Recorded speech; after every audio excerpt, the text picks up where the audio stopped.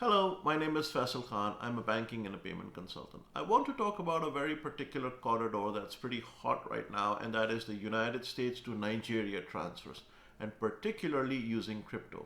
So people, entrepreneurs will come to us and say, hey, can you get us a sponsorship in the US for picking up a transaction legally, which we can do. And then this person or this entrepreneur says, well, give us the bitcoins or give us the money or leave the money in the United States. We will take bitcoins and then sell it in Luno, which is an exchange in Nigeria, and then distribute the money out from there. The problem in this thing is that this entrepreneur is not licensed to handle that money. They either need to get a license in, let's say, Estonia for an exchange or a wallet.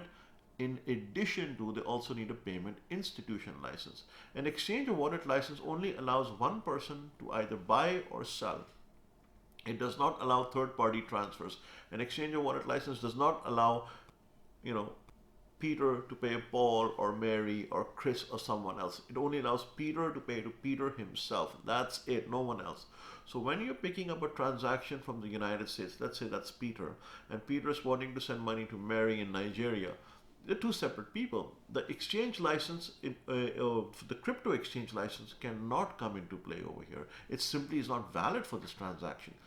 What you need is a payment institution license, because you certainly have a payment institution in the United States to pick up the transaction, which is the money transmitter. You are now giving the money to a payment institution, let's say in the EU or UK. That payment institution then sends it to a Bitcoin exchange. You buy the Bitcoins, you sell it down into Nigeria. So we have three parties: the US money transmitter, the EU payment institution, the EU crypto exchange. Now we need a fourth one, a delivery partner in Nigeria that is licensed by CBN, the Central Bank of Nigeria, to be able to disperse these payments. A lot of the entrepreneurs, I say, well, let us worry about that. Crypto is not regulated, etc. Crypto may not be regulated, but the fact of the matter is you're still taking a US transaction and transporting it across the border and executing it in Nigeria. The US party, the counterparty that has taken the original transaction, is responsible for it. You cannot just come and take custody of funds and just net it off over there without permission. There has to be a systematic system of regulated entities on ground in the country before that payment can be made out.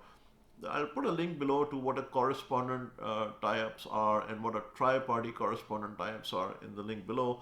Please do watch those videos. It is imperative that you understand why this arrangement has to be necessary before the project can go live. You can't just come to me or anyone else for that matter and say, hey, just handle the US part and we will do Nigeria. We will net it off over there. We will use our money and our Bitcoins and we'll set it off over there. It does not work this way. You have to understand the mechanics of it. If you don't want to understand the mechanics, well, that's on you. It's not on us. But the fact of the matter is no rightful provider with the license access is going to give you something like this to take and execute. If you have any other questions or comments, feel free to ask below in the contact form below, and I'll be happy to answer. Till next time, have a good one.